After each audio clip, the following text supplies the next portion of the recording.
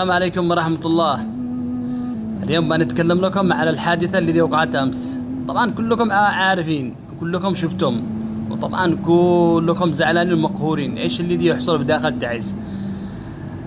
طبعا الحادثة اللي وقعت أمس الله يرحمه أخونا عبد السليط.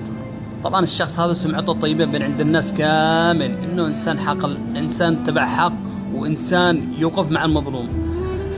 أمس وقع الحادثة هذه علشان نفر فاصوليا، في جماعة من المفصعين دخلوا داخل البوفيا، اوكي، والشخص هذا الله يرحمه كان موجود عبد السليط، تمام.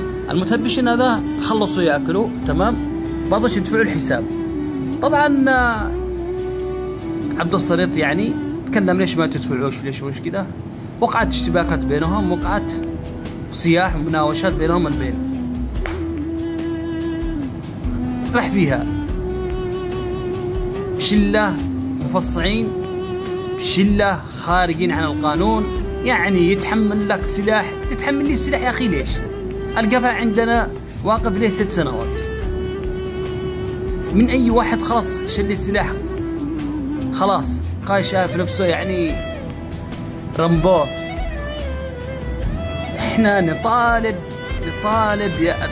الدولة، رسالة من الدولة، نطالب الدولة منع السلاح بداخل تعز بشكل عام.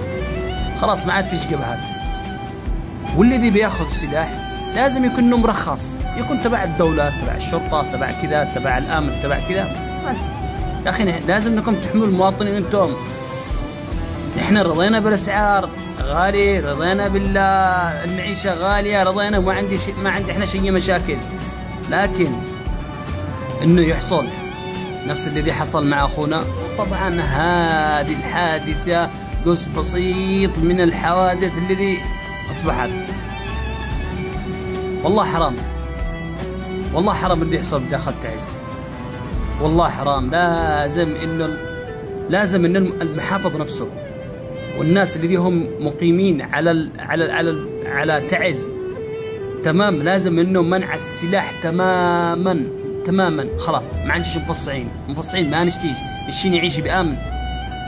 يا خلق الله، الرسول صلى الله عليه وسلم يقول الامن قبل الايمان. اصحوا